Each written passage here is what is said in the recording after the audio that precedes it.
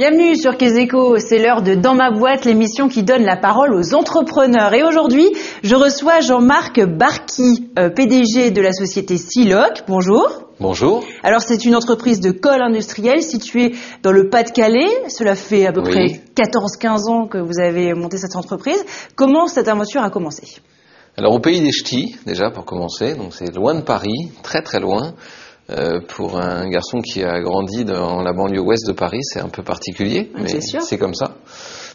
L'aventure a commencé par un hasard des rencontres. On travaillait en famille avec mon frère dans l'industrie papetière. Il a trouvé une agence qui fabriquait des adhésifs, et adhésifs en français c'est papier autocollant, et en anglais c'est colle. Donc il est allé sur un salon en Angleterre rencontrer le PDG d'une société qui s'appelle Siloc Limited. On a commencé comme agents commerciaux.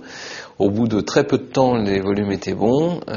Les Anglais nous ont dit qu'il fallait construire un site en France. Et c'est un partenariat fantastique qui nous a ouvert sur le monde extérieur, qui nous a ouvert sur l'international et sur l'autre vision de l'industrie, vision anglo-saxonne. Et en fait, vous êtes un patron autodidacte. Vous n'avez pas fait d'études. Vous avez le bac, il me semble. J'ai raté 2 fois mon bac.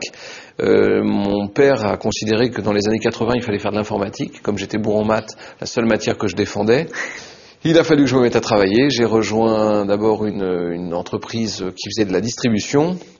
Après j'ai été rejoindre mon frère et mon père pour faire de la papeterie. Alors en tant que patron autodidacte, vous avez peut-être eu des petits problèmes, des soucis peut-être avec des clients. Est-ce que vous avez une anecdote en particulier ? Alors, des soucis avec des clients, d'abord quand on est autodidacte, on a un complexe, c'est pas facile, on fait le fanfaron, mais en réalité on n'est pas très à l'aise, surtout à l'époque où les études étaient déjà très importantes. Et j'ai effectivement eu une anecdote, quand j'étais dans le papier, je vendais du papier pour les sacs, et je me suis retrouvé devant une acheteuse, et moi je rentrais tout frais d'une période de 6 mois en Écosse où j'avais bossé dans l'industrie papetière à tous les niveaux, et je suis rentré en disant je suis ingénieur papetier. Et là, elle m'a dit ça tombe bien, vous avez fait quelle école ? Je lui ai dit Grenoble. Ah, ça tombe bien, moi aussi. Ah là là. Quelle promotion ? Et là j'ai dit patatras, écoutez, c'est pas vrai, j'ai pas fait Grenoble. Donc elle m'a dit première chose, il faut pas dire des choses comme ça. Ça m'a servi pour une chose, c'est de ne jamais mentir. Voilà. Une dernière petite question, si vous aviez un conseil à donner à des jeunes qui veulent lancer leur entreprise, vous leur diriez quoi ? N'ayez pas peur. Essayez de vous entourer correctement, essayez d'aller jusqu'au bout de vos idées, ne laissez rien au hasard, laissez votre instinct jouer, ne jouez pas sur la partie trop théorique des choses. Il faut, je pense, essayer mettre un peu les mains dans le cambouis. Il faut mettre les mains dans le cambouis, je pense qu'il faut essayer de toucher à tout, c'est pas facile.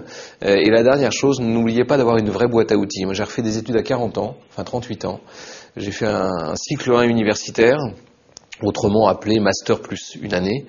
Aujourd'hui, je l'ai fait à l'ICG, l'Institut français de gestion, avec un cycle ICG dans le Nord.